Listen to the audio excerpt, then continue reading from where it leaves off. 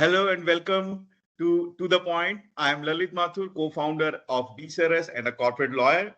This podcast brings you candid conversation with leaders in law, finance, consulting, and business. We will explore their journeys, challenges, deals, teams, and lessons learned, sharing real stories and practical insights.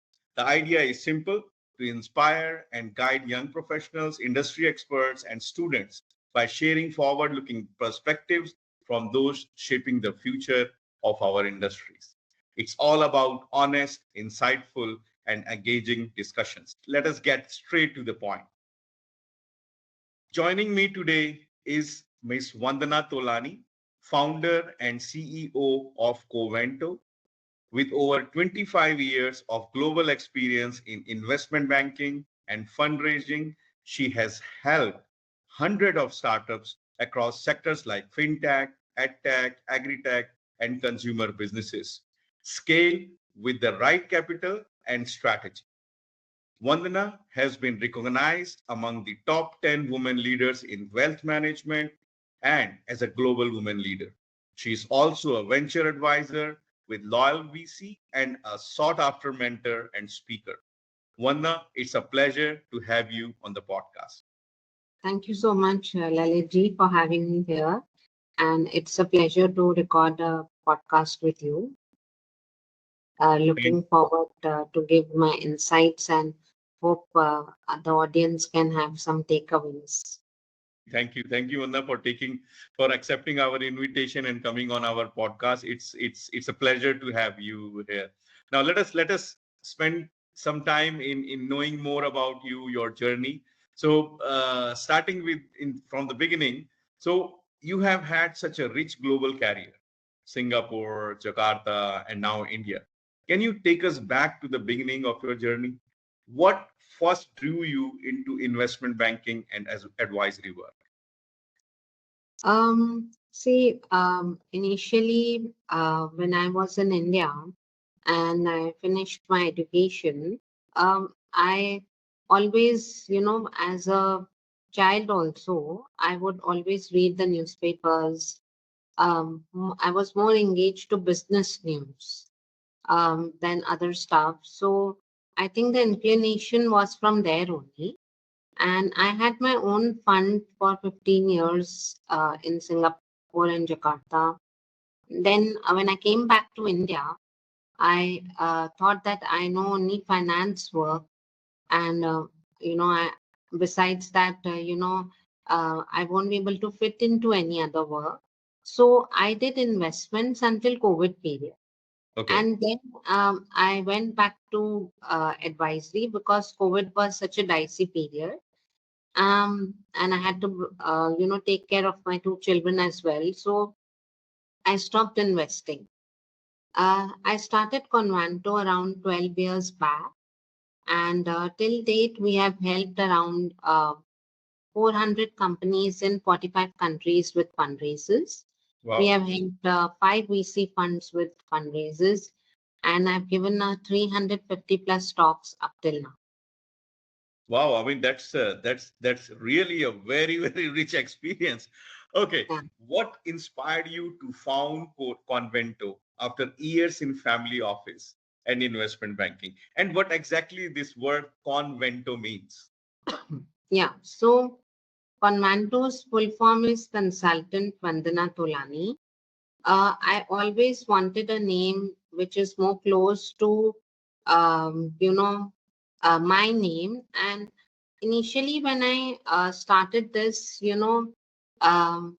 people actually look down upon you and they always call you, "Arey, ye to consultant hai, she might not be able to do anything." So I thought, why not give back to everybody with my name? So so the full form is Consultant Vandana Tolani. And I thought that I should get into the same work that I've been doing for several years. And hence I got into investment banking and we started Convanto in 2014. That time we didn't have a name to it. Um, but because I had worked for a company, an influencer marketing company, and they really, wanted to do something for me because I had got them investments. So they pushed me to have a name and do, other stuff which a normal entrepreneur would do as well. Perfect, perfect. I mean, that's a good thing. You are doing something with your name. Everybody say what is in the name. Actually, everything is in the name. Yes. Okay. So you work across diverse sector. How do you stay agile while being sector agnostic? See, typically what we do is that when, um, decades of experience of working across different markets and sectors, I think I've been working over 2 decades now. So when I was in Jakarta, I worked with everything from fintech startups to, consumer brands to B2B tech companies. So this taught me that, while every sector has its nuisances, the fundamentals of good business remain the same, and which is strong unit economics, clear value proposition, and, scalable business model. Mhm. And the key is having a strong team of, advisors, staying curious. I'm constantly reading and attending conferences. And most importantly, listening to our portfolio companies as well. Now, when we actually started doing this in the beginning, when we had actually started doing this and had a team of advisors and everything, uh, with edtech companies like Byju's was growing. And we learned from our founders about the challenges. So when health tech became big during COVID, we quickly understood the, regulatory requirements and investor concerns in that space.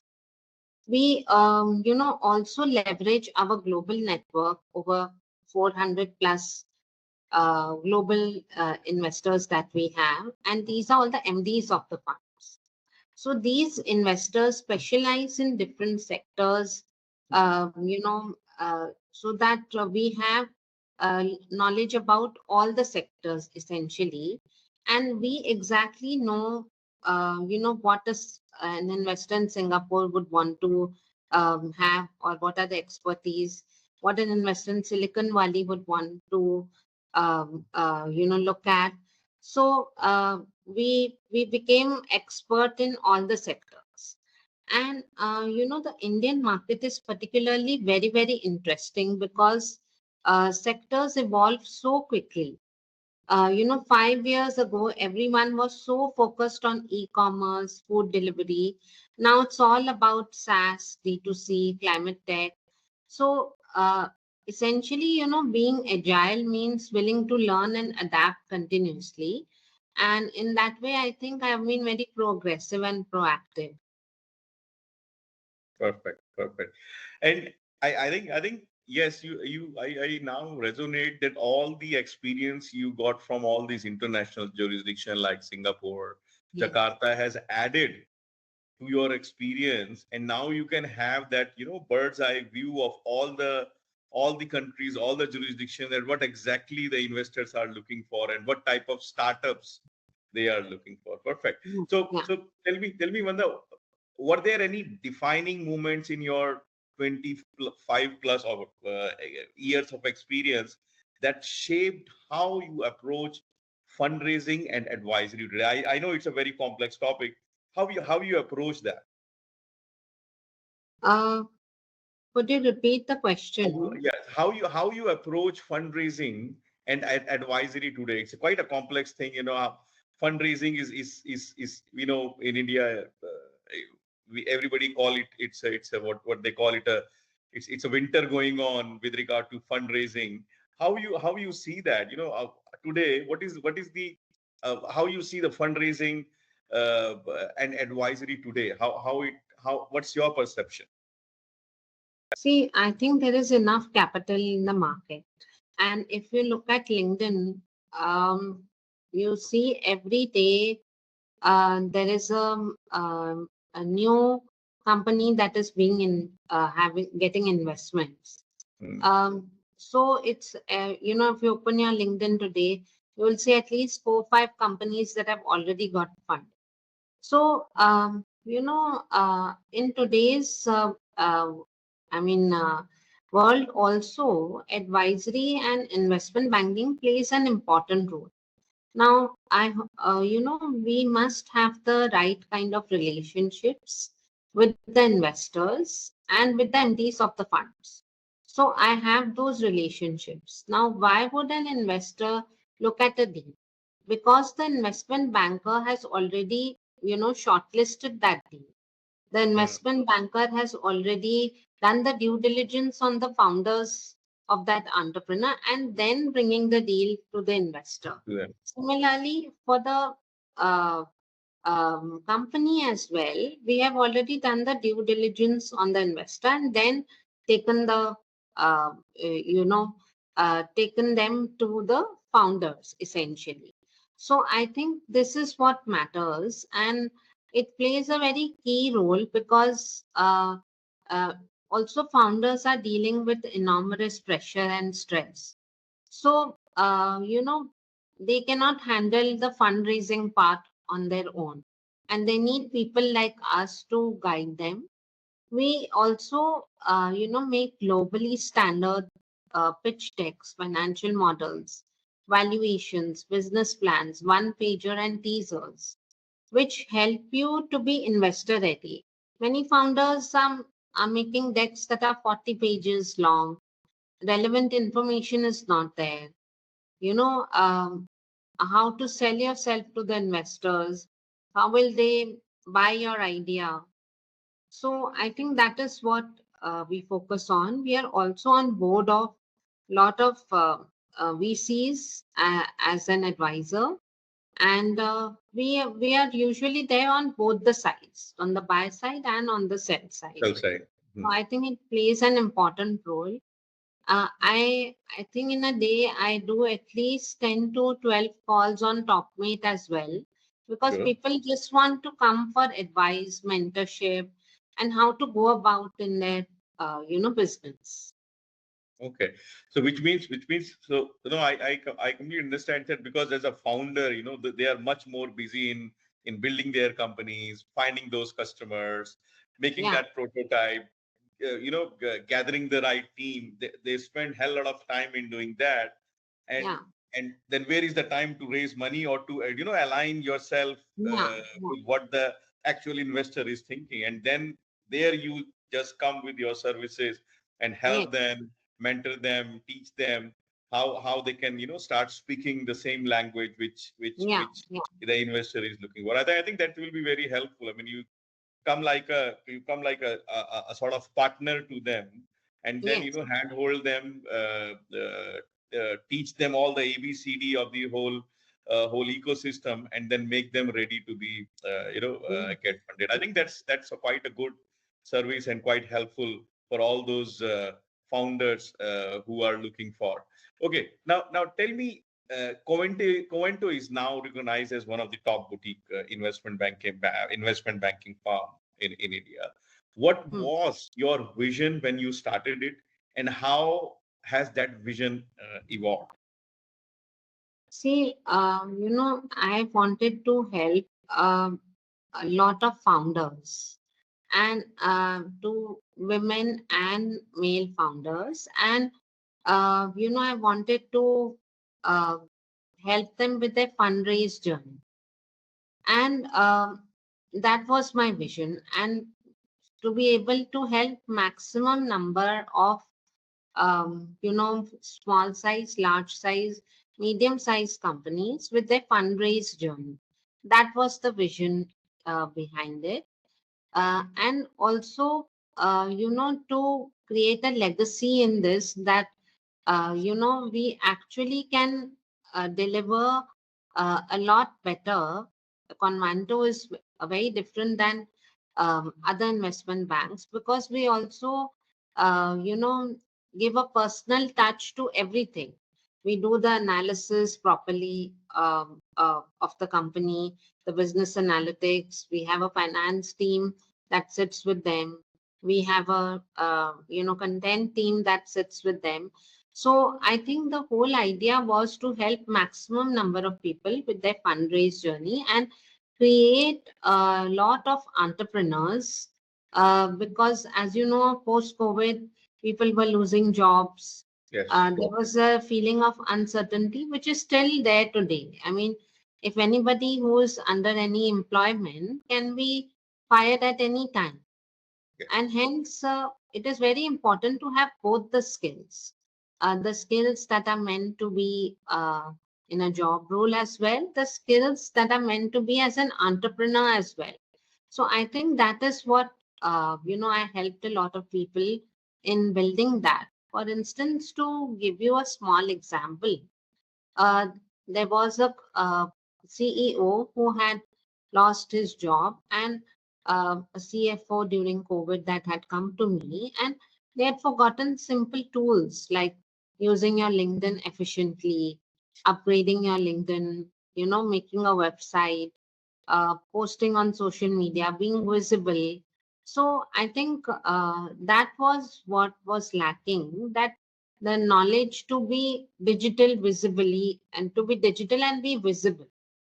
That is what made me realize that this is also what people are forgetting, being CEOs and CFOs of big companies and Correct. losing out jobs. It's not easy, Correct. And, Correct. No, correct. I think you rightly mentioned that people spend, although they spend hell lot of time in making the company, making the team, but they yeah, are very poor on the digital side of it. You will see lot of big profiles, but there is no activity, and the yeah, world is going towards the digital marketing and the digital profile and all that type of stuff. yes, Yes, yes. And you correct. see So that, yes. that tagline that जो दिखता है वो बिकता है. जो दिखता है वही बिकता Yeah. है. So, I mean, if you look at a simple thing like Shark Tank today, हाँ, why suddenly we came to know about something like Mama, or we came to know about the cosmetics lady. Yeah, so Vinita Singh. Vinita is her name. I forgot. Yeah. So I'm saying, how did people come to know? Because they were visible.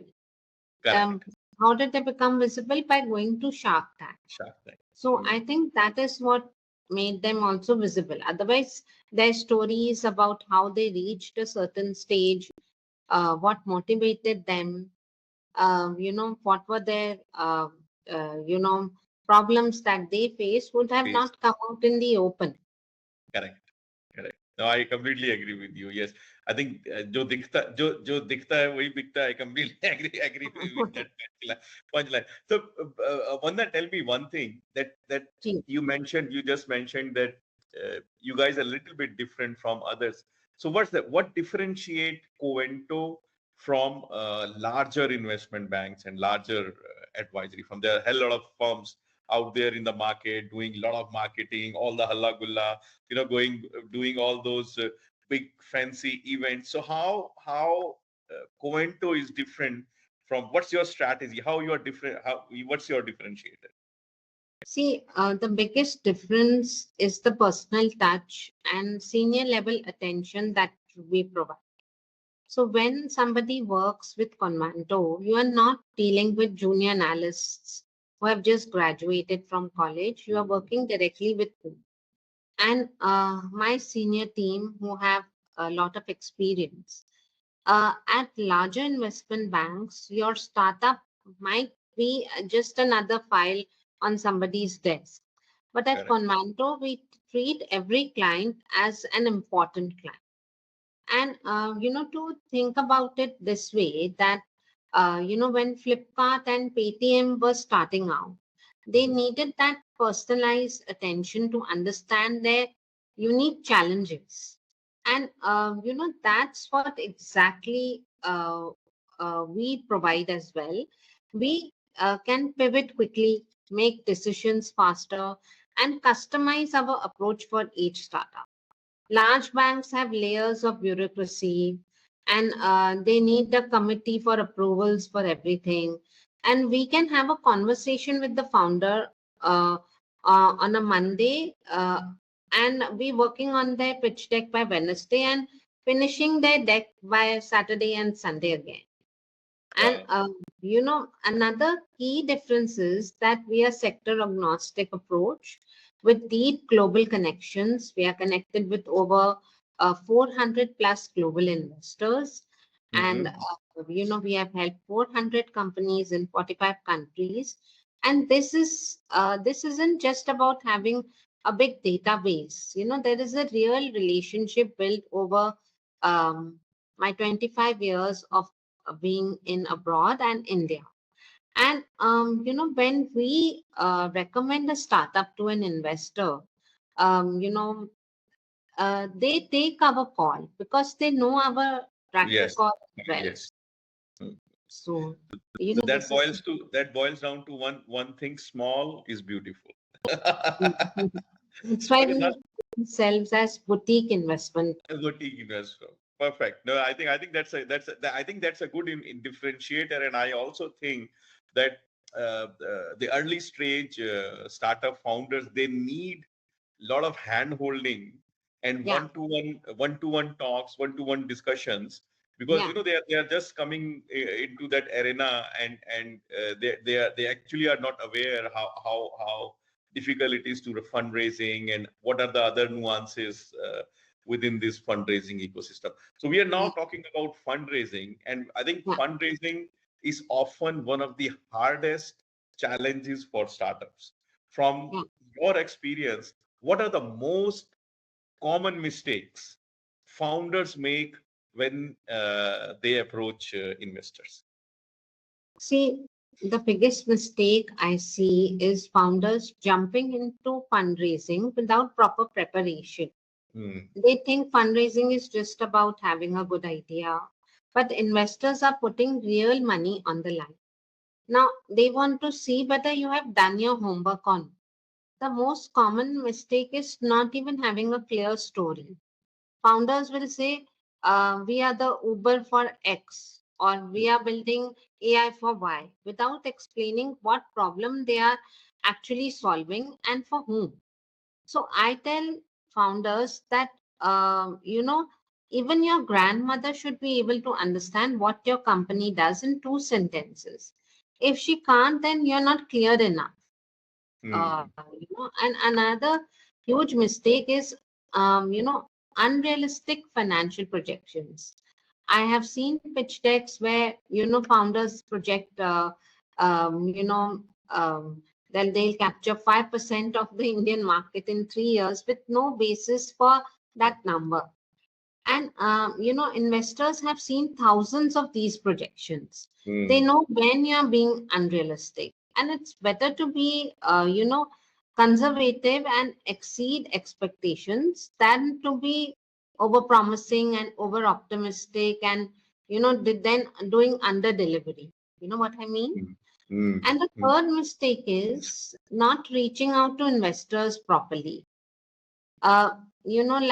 Founders will pitch a B2B SaaS company to an investor who is doing consumer brand, or Hmm. they ask for 5 million from a fund that writes a check of only 500K.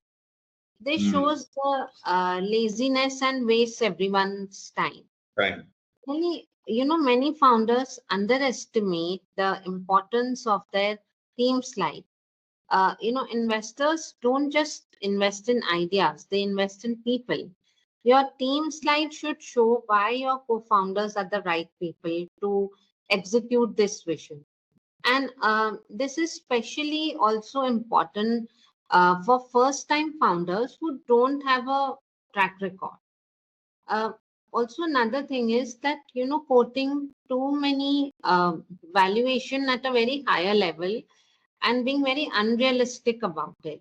So we had a company, post COVID, we had those cleaning companies with floor cleaners, sanitizers, and all. And their CA had done a valuation of 125 crore, while we kept on telling them that your valuation is 75 crore.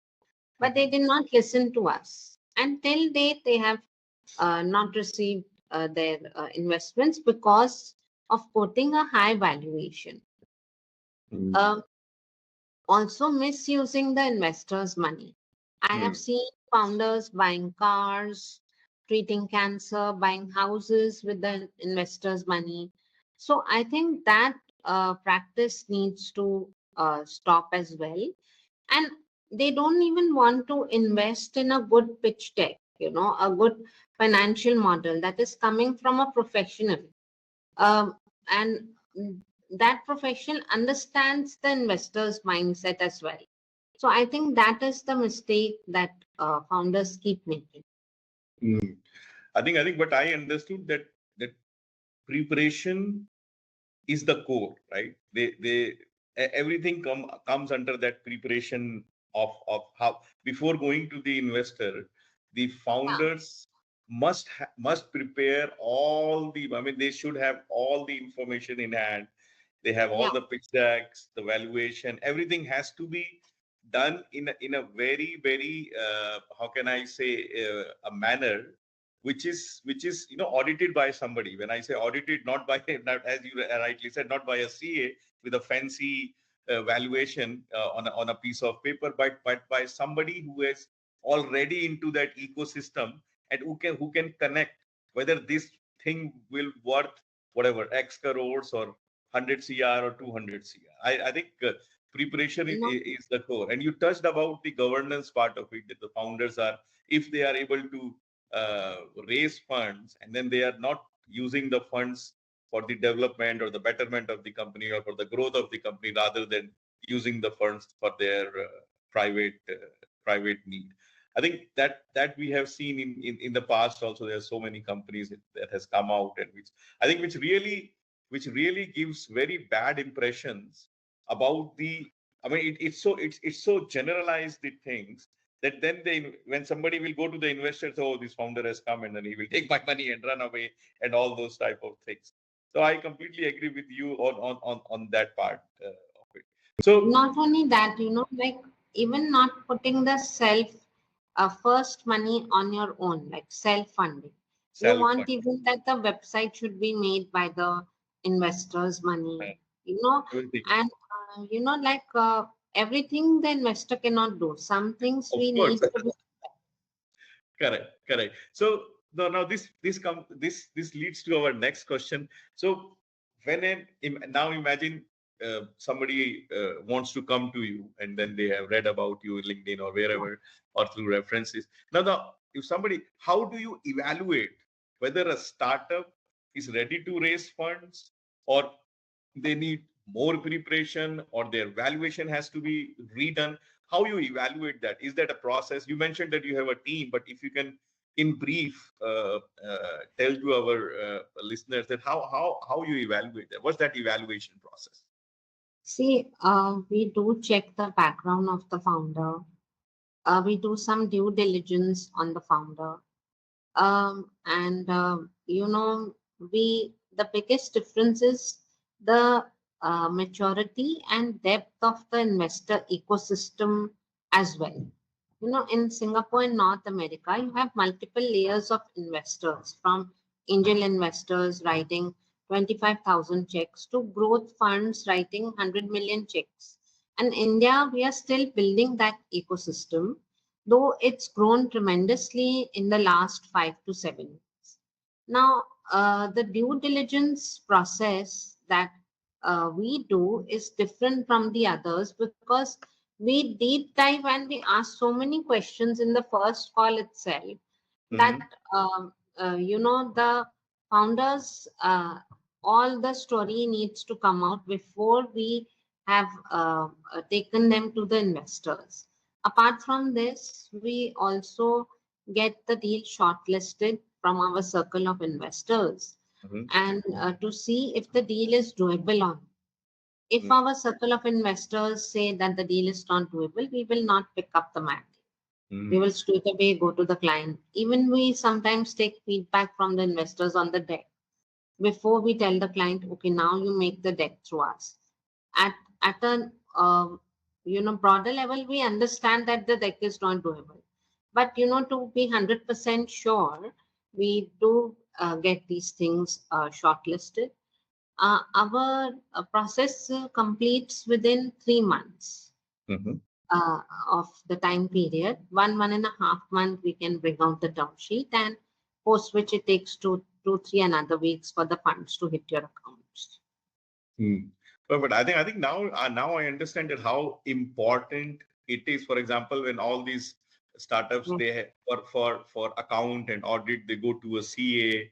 For all the legal work they go to a lawyer. Now I understand now how it is important for them to go to somebody in the investment banking ecosystem, maybe like Covento, that so that it's because it's not their job. They need an expert to get yeah, ready for, right? So this is I think this is what is being missed by these founders, because they just fire 2000 emails to all the investors, and then yeah, wait for them, and then, as you rightly said, that if somebody is interested in consumer, you are sending a deep tech pitch deck to it. Obviously he will not open it, or he will not read it, or he can't do anything about it. yeah, yeah, And then this builds the frustration of the founders, right? Because they're saying, oh, I'm sending thousands of email and nobody is replying to it. I don't know, maybe I'm right, or my company is right, or my idea is right.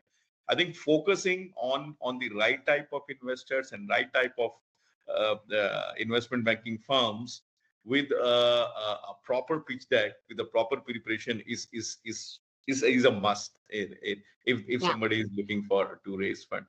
Perfect. So are there certain industries or vertical that excites you right now? See, I very much am into health tech, um, consumer tech, D2C brands. These are some of the industries that really excite me because I feel that they solve a lot of problems. Because you see, health is very important in the times that we are living, with pollution, with COVID, with different kinds of viruses that have come into place, with cancer. So I think health tech is one that excites me. Consumer tech and D2C brands are my favorite. Yeah. Okay. And any reason why? I mean, the growth is more, or the market is big, or any specific reason? I feel that, if I pick up more health tech deals, a lot of problems with related to health can be solved. One is this. And, like if you look at, when you come to e-commerce and consumer and quick commerce as well, if you look at Blinkit, Mm-hmm. now Blinkit has really solved a very large problem, uh, and especially for working mothers. Yes.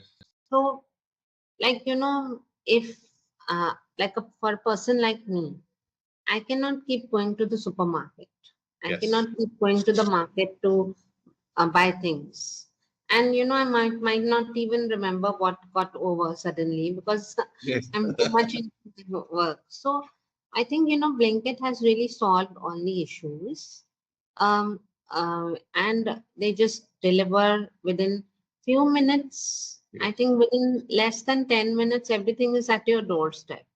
So Exactly. really don't have to really worry about anything at all. I think so that is a really large problem. Now, if you look at Pronto got funded $11 million. What is Uh-huh. the problem that they have solved? In a few minutes, within 10 minutes, a maid or a bhaiya will come to your doorstep and you can get them to do your utensils, you can get them to do your sweeping, and you can get them to do anything, any work like ironing or whatever. And that problem is also being solved. Like, see, if you look at maids usually come in the morning Yes. and they are back home by afternoon. But sometimes our work schedule is such that we might need somebody to come in the evening or, at a different hour Yes. that is suitable to us. That time you can just use this. I had Better. guests in my house, and I use Pronto. It was very, very efficient. So I think that problem got solved. Now, if we look at urban Uh-huh. company has solved a lot of problems. Like for me, I cannot keep on looking where the carpenter is, where the RO guy is, where this one is. I just open urban company and that's it. You have a technician, electrician or whatever coming at your doorstep. I think these are some of the issues. If you look at it, they have solved a larger problem. Yeah. Um, they even have now apps where you can pick up a doctor and talk to them. I think that happened during COVID itself. If you have some problem and you want to consult a doctor. So I think that also problem has got solved if you look at it. So how many problems got solved by these kind of startups that have done so much work? You look at Zomato.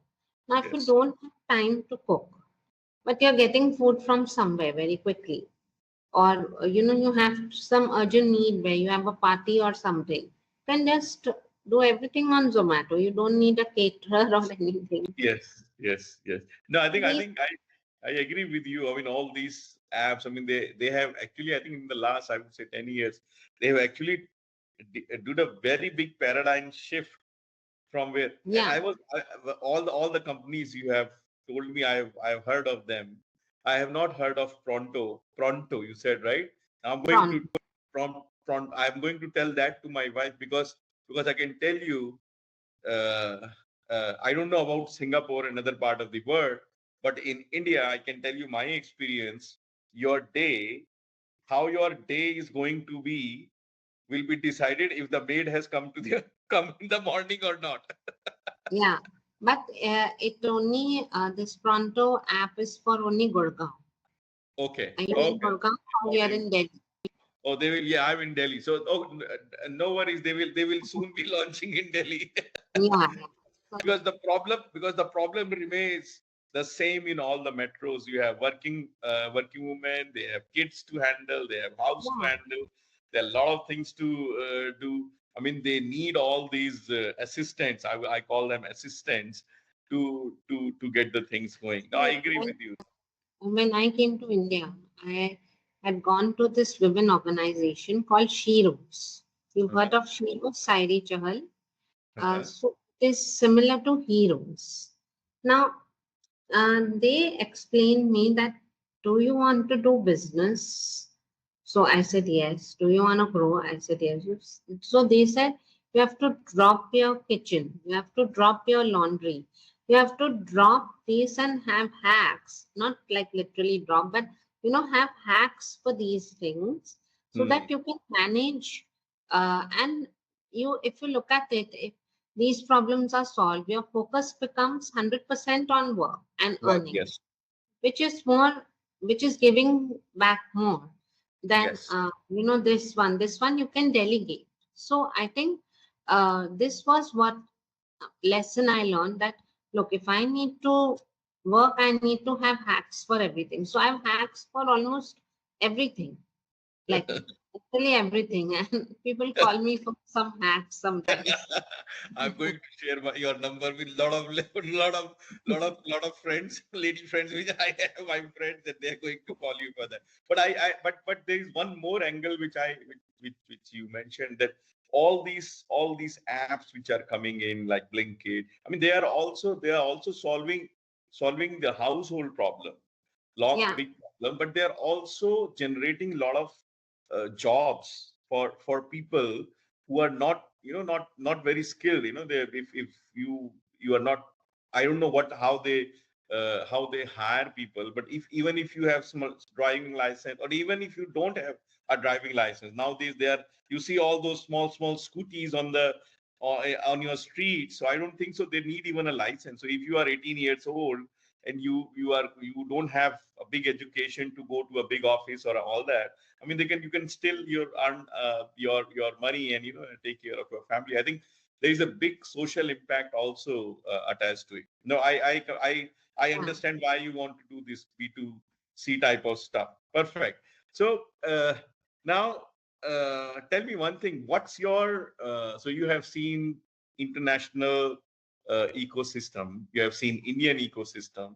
So what's your perspective on the Indian startup ecosystem compared to the global ecosystems? See, India has become the third largest startup ecosystem globally. Okay. And, I have been fortunate to witness this transformation firsthand. Because when I started Convanto 12 years ago, the ecosystem was much smaller and less mature. Mm-hmm. And today we have 100 unicorns and a thriving community of founders, investors, and enablers. Now, what's unique about India is the focus on solving real problems at scale. Like Indian startups aren't just copying Silicon Valley models. They are innovating for Indian conditions, then taking those solutions globally.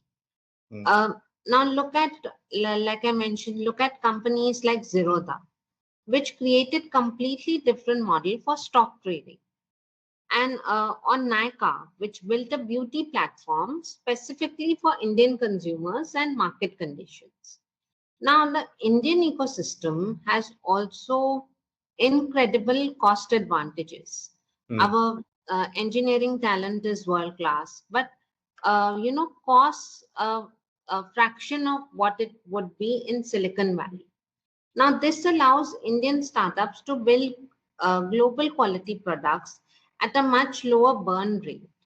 Mm. This is why Indian SaaS companies can compete globally. They can offer similar functionality at better price points.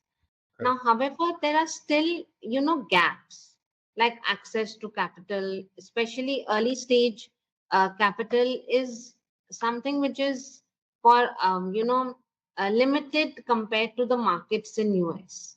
Mm. Now, we also need a more experienced entrepreneurs who can mentor the next generation. Now, the Mm. good news is that many successful entrepreneurs are now becoming angel investors Very and good. mentors, which is Mm. creating a positive cycle. Now, one area where India is leading globally is in financial inclusion and digital innovation, like Mhm. UPI, Aadhaar, and other digital infrastructure projects that have created the foundation that even developed countries are trying to replicate. Like, UPI only we have, right? Now, this gives the Indian startups a unique advantage in building solutions for emerging markets globally. These are my thoughts. Mm. No, I think these are quite good evaluation of the global ecosystem and Indian ecosystem. I think Indian, what I personally believe that when we can, I remember our honorable Prime Minister's speech when there was this talk about, we were talking about the Mars mission. He was delivering a speech about the Mars mission, that our budget was close to a Hollywood movie wherein we have send our satellite to the Mars. I think cost advantage, one, the customer acquisition and the customer advantage, the user advantage is something which shapes the future of the startups over here in India. There's so many customers, so many users, and there's so much of cost advantage, obviously because of the good engineers, the English speaking people, and all that type of stuff. Perfect. Yeah. Now let us talk about your journey as a woman leader. Right now, speaking of your leadership, you have broken barriers in an industry where women are still, I would say, underrepresented. So, do you think women founders face unique challenges in fundraising, and how can the ecosystem better support them? Because you see very few women, you see women founders, but not as compared to the men founders. What's your take on that? See, uh, A lot goes because women are not allowed to make decisions. And this conditioning has been there since it's everywhere. It's not just in India, it's everywhere. It's in abroad as well. The decision maker is somebody else for them. So to begin with, from our homes, pink is for girls and blue is for boys. Soccer is for boys and kitchen is for girls. Now, the conditioning begins from here itself. That is one. Second thing is always a male is making a decision for them. So that conditioning also goes in. Now, what happens is that I have seen women entrepreneurs that decision maker, they come to me, but they say okay for everything, then they go back and talk to their husband, and the decision changes again. Oh, And on VC firms also, and you will see a woman at the board of a VC firm, but the decision maker is a male behind. So I think that has to stop. Now, being one of the few women-led boutique investment banks in India, it has been both challenging and rewarding for me. So when I started Convanto 12 years back, there were very few women in senior positions in investment banking, and even fewer who were the founding or leading their own firms. Like I said, that decision maker, they were not decision makers. Now, the biggest challenge has been, overcoming preconceived notions. Like I have had situations where potential clients or investors assume that I was the assistant or the marketing person and not the founder of CEO. that's interesting. And there's still a perception in some circles that women can't handle large deals or cannot manage money or complex financial structures. And I've had to prove myself repeatedly in the ways that male counterparts probably don't. Like the first award that I got was a top 10. Back somebody had commented that she cannot manage money. So that was again a give back. So, however, being a woman leader has also been significant advantage in many situations.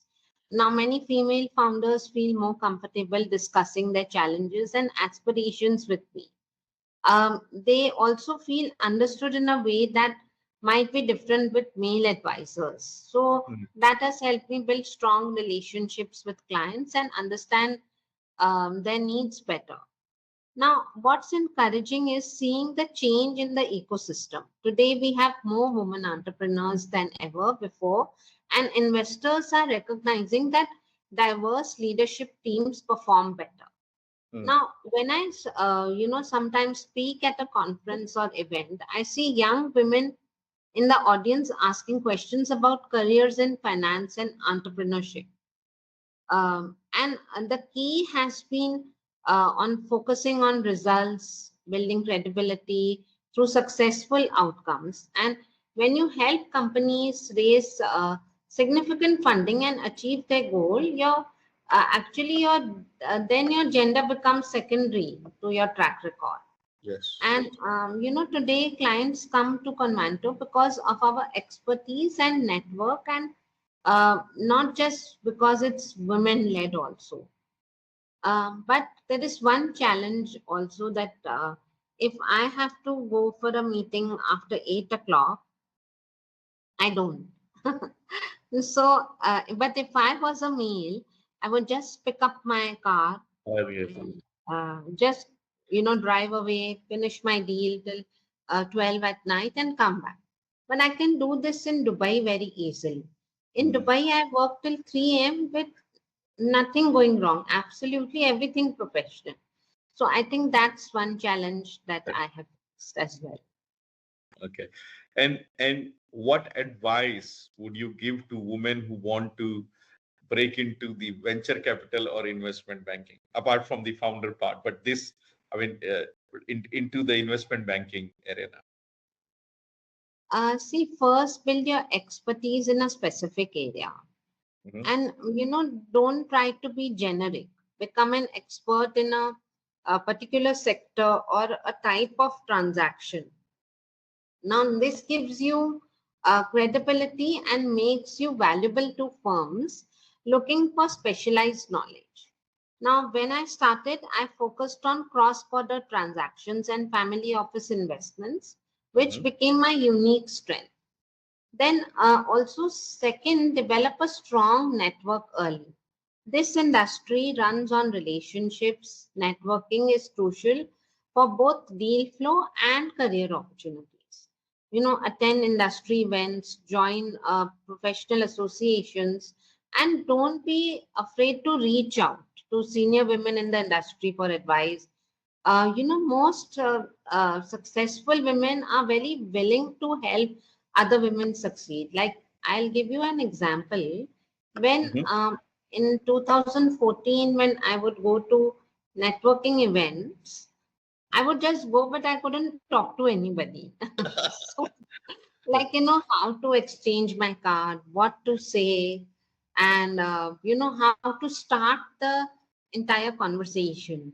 So I would just feel like I'm stuck there. And then, slowly, gradually, I opened up, and somebody actually, a woman founder, educated me about it, that this is how you have to do it. Like, this is how you have to reach out. And then I said, okay. So, this happens with many women, even if they are like doing really good for themselves. They have these stuck points somewhere. Like, I couldn't speak on stage. At times, my voice would shiver, or I would feel that I don't know what I'm talking about. Later on, I realized that I could do everything. I mean, everything was okay about me. It's just that that phase was in 2014 was so shaky that I felt, I cannot do this, I cannot do that. But eventually, I realized I can do almost everything. Everything. So also, prepared to be a hard worker and uh, be more prepared than your male colleagues. Now, Mm. this shouldn't be the case, but it's the reality. Now, when I go for investor meetings, there was one place where I went, there were like 15 men, and I was the only woman. Oh. Um, so, make sure that, you are more prepared in the room than anybody else. This extra preparation has helped me build my confidence and credibility. And find, mentors give you advice. Sponsors actively advocate for your career advancement. Look for senior leaders who believe in your potential and, can open doors for you. Like, I have had lot of people who have opened doors for me. Mm. And, don't be afraid to ask for help. And most successful people want to see others succeed. That's They good. want to Yes. pay forward. And, Mm. just be authentic to yourself. Like, don't try to copy somebody, or copy a leadership style, or pretend. Bring in your unique perspective and strength to the table. The industry needs, diversity of thought, and approach that women can actually bring on the table. So I think that is one thing. And second thing is that, you cannot be a victim. You just have to, walk away with grace if you're not comfortable with anything. But, like, deal with things. Like, I had people call me anything and everything, but I did not focus on anything. I just focused on my growth. So Yeah. that is what helped me also grow. So I think that's what important, because what happens is that people around us do criticize, whether it's a male or a female, anybody, criticism is very common. The first thing a person will do is criticize. So Mm. I think don't let that break your confidence. Mm. I think so. For your story, I would say from shy to rise high. You have seen all, right? You have seen all in these past decade when you have entered into it. And I can tell you, it's not going speaking to somebody, taking your card and talking to somebody is not a woman problem. It's a man problem also. As a man, or you they I mean it's I mean, be outward, be outspoken. Because I think Yeah, this is the problem of our how we were we are born, and how we were grown, right? So this is a problem which is there in the families. I mean, we are not that much outspoken. Sab log humko bolte hain, don't do that, don't do this, don't do that. yeah, In the beginning, your mind is, oh, how how will I do that, right? So that all those things just jumbled in your mind, and then it takes hell lot of time for anybody to go out and open up. But yes, I agree with you, it takes hell lot of time, but then this is something one has to do. If they will not do, it will not work. This is yeah. you have to come out of it. There is no escape out of it. Okay, now tell me, you have participated in more than 300 plus talks. Yeah. Do you have a favorite one that left a lasting impact on you? Not this one, obviously. Um, See, uh, I have participated at a women entrepreneurship summit a couple Mhm. of years ago, where I discussed overcoming the gender funding gap and Uh-huh. shared the real journey of stories from female founders in India. The energy in the room was, that was making me more motivated also, with hundreds of aspiring women entrepreneurs sharing their personal challenges and ambitions. Now, what made it especially impactful was how honest the discussion became when we talked not just about successes, but setbacks, resilience, how to overcome failures. Now, that event stayed with me because it wasn't just about inspiring everyone with wins and numbers, it was also giving everyone permission to be able to talk and, be free, like, without being judged, and, exchange actionable advice and build supportive networks in real time.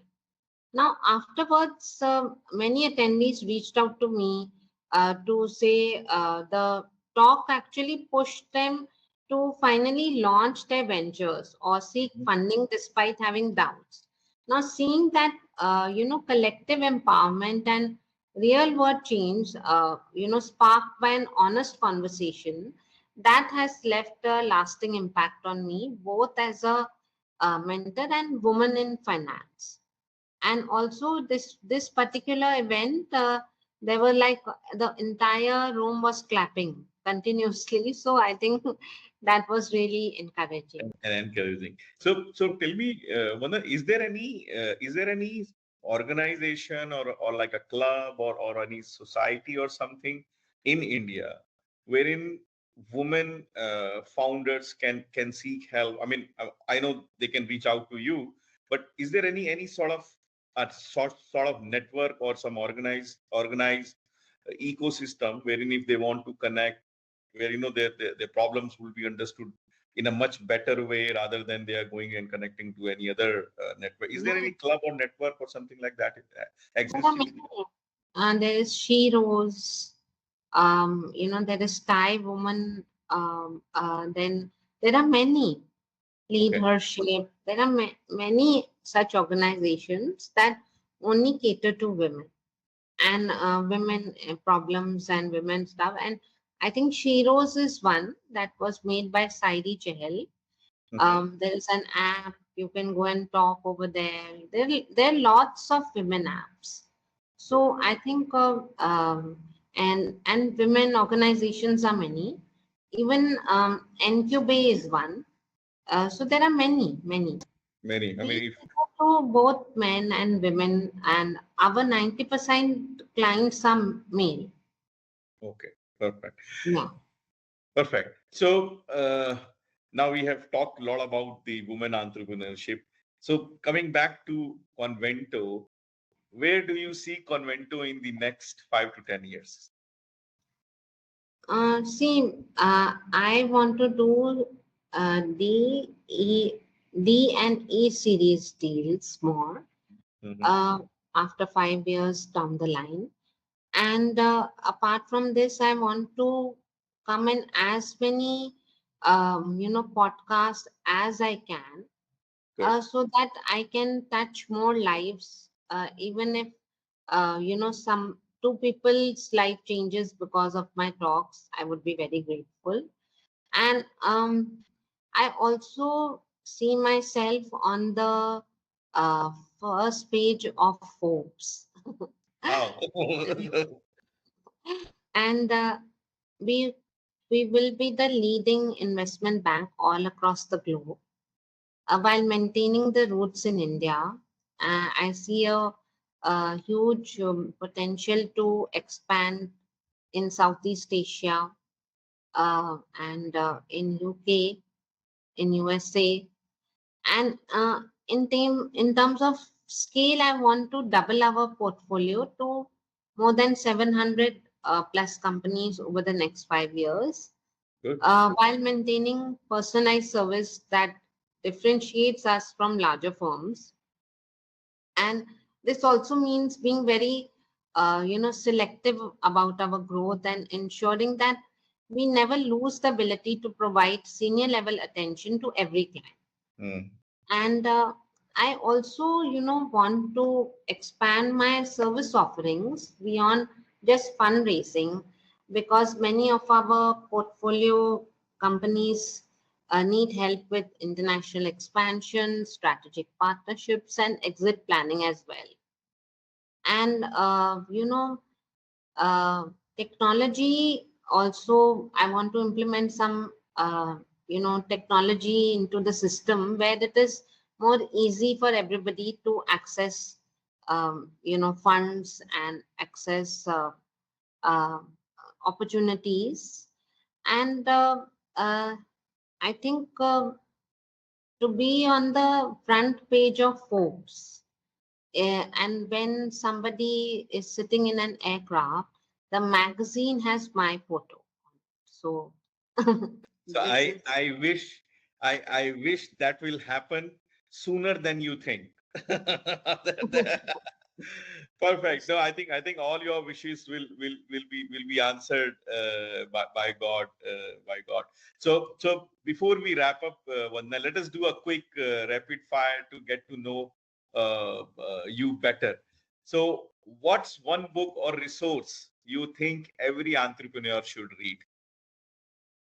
I think the book that if you're looking for us, I mean, I have two books if I could suggest. One is Power of the Subconscious Mind. Okay. When you read this book, see, everything in this world we attract through our subconscious mind. And we have attracted the good and bad things. Now, when we read this book, it puts our mind in center and make helps us to make the right decisions through our subconscious mind, and helps us attract the right kind of opportunities. So, one, the entrepreneur, all the entrepreneurs should read this book. And the other book is Startup to Exit. This Mhm. book will help you everything essentially, uh, about how to begin a startup and how to exit. So I think these two books I live by. Perfect. And if you could give your younger self one piece of advice, what would it be? My younger self, Yes. So Vandana 25, 30 years back. I think to believe in myself more. I think, and Okay. that Okay. What's one myth about fundraising or venture capital that you would like to debunk? so sometimes founders think that investors are carrying money in their pocket, Mhm. and investors think that all founders are doing something wrong. So So I think that these two people need to understand each other. That's quite interesting. And finally, if you could leave our listeners with one takeaway about entrepreneurship and fundraising, what would it be? See, the first thing is that anybody who's criticizing you is only doing so because they are doing less than you. Don't fall for that trap ever. One is this. Second thing is that uh, entrepreneurship is a lone journey, and it is full of self doubts. But you have to believe in yourself, every now and then pick up yourself and move on. That, there is success at the end of the road. I had this lady about 12 years back. She just said one simple line that, I've been doing this work for 25 years. So I understand only this. And this is my focus. That really hit me that, whatever you're doing, do it with consistency, with patience, and with perseverance. I think Mm, that these three things really help you reach a level where, you won't even imagine. So I think this is what I would like all the listeners to understand. And also, it's very, very important to be very humble where, at whatever stage you are. Humble doesn't mean that you are submissive. Humble means that you're grounded. You're able to pivot. Whenever it's required, you're able to pivot. Whenever the way you deal with people, your behavior, the way you even if you are very highly educated, but if you don't know how to behave, I mm. think this will never help you, be successful. I think it's very, very important that you learn that the behavior skills that you put out are very respectful towards each and every being on this planet. Perfect. Thanks, Vandana. And this we come to an end. And thanks for your valuable time, and thanks for giving all those pieces of advice to our listeners, to the future founders, to the existing founders. I think the session was good, and thanks for joining us on this episode of To the Point. I hope our listeners will find today's conversation as insightful and inspiring as I did. A big thank you to you for sharing your journey, experiences, and valuable perspective. And we will keep coming with these type of episodes. And I don't know, maybe I see you on that particular magazine in one day in a plane, and I'm going to call you from there. Sure, sure. Thank you so much. Thank you, Vanda. Thank you. Thanks. So nice of you. Thank you very much. Enjoy your weekend. Thank you. Bye Thank you. bye. Bye. Take care.